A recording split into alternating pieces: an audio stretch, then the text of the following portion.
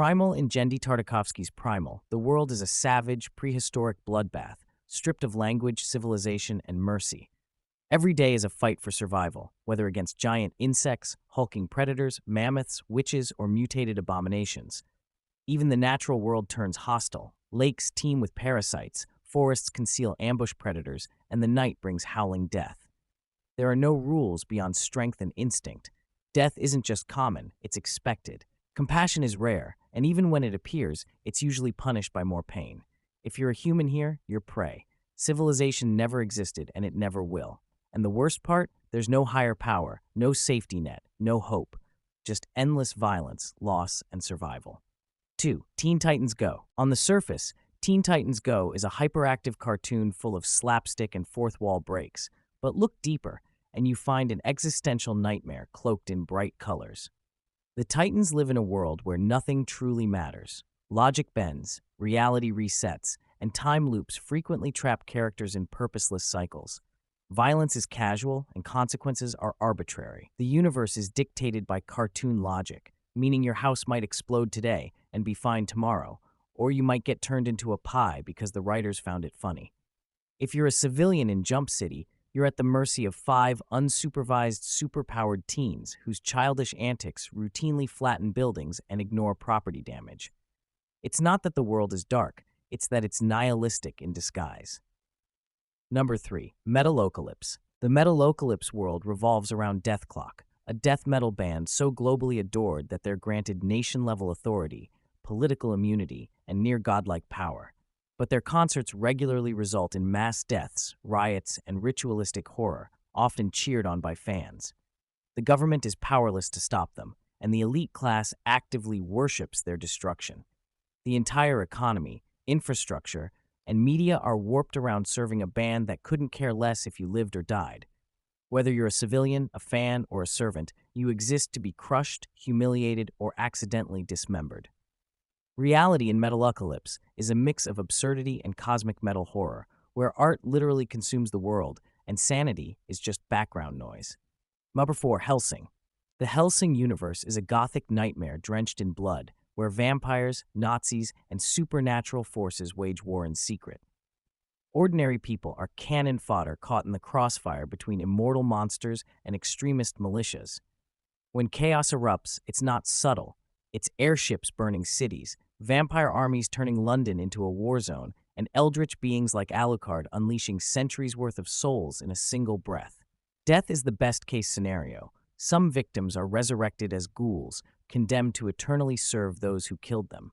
Governments are irrelevant. Religion is weaponized. The line between human and monster is not just blurred, it's constantly crossed and shattered. This is a world where salvation is unlikely, and mercy is extinction. Number 5. Made in Abyss. Made in Abyss is a gorgeously illustrated hell. The Abyss is an unimaginably deep and ancient pit filled with relics, monsters, and secrets. But with each descent, the curse of the Abyss ensures a horrific price for attempting to return. The deeper you go, the worse the effects: vomiting blood, madness, physical mutilation, or being reduced to an inhuman shape. Children are often the ones sent down, trained as delvers from a young age, and considered expendable. Most never return. If the environment doesn't destroy you, the inhuman creatures and ancient relics will. The deeper layers offer no comfort, only body horror, existential dread, and a creeping realization that some fates are worse than death. 6. Elfen. In Elfen, humanity coexists with Declonii, mutants with invisible telekinetic arms called vectors, and a biological urge to kill.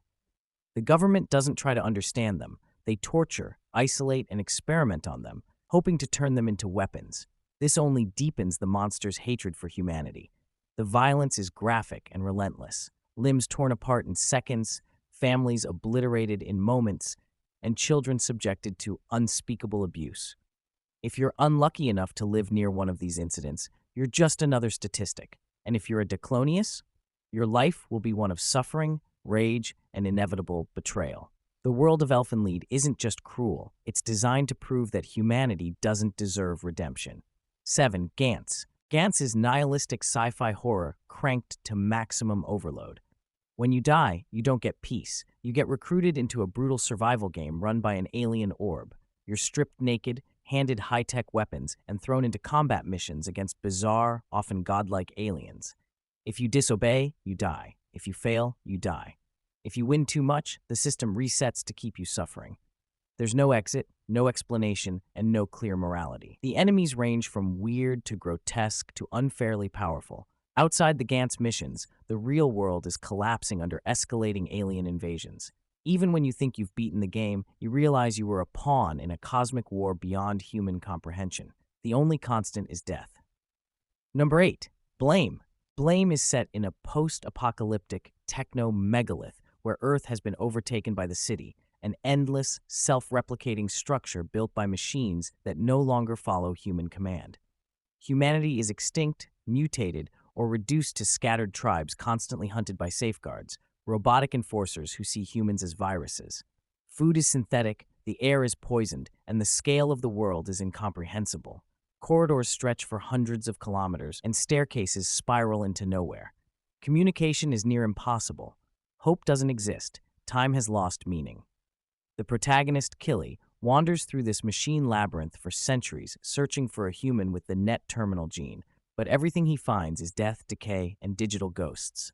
Blame is where civilization lost and entropy became law.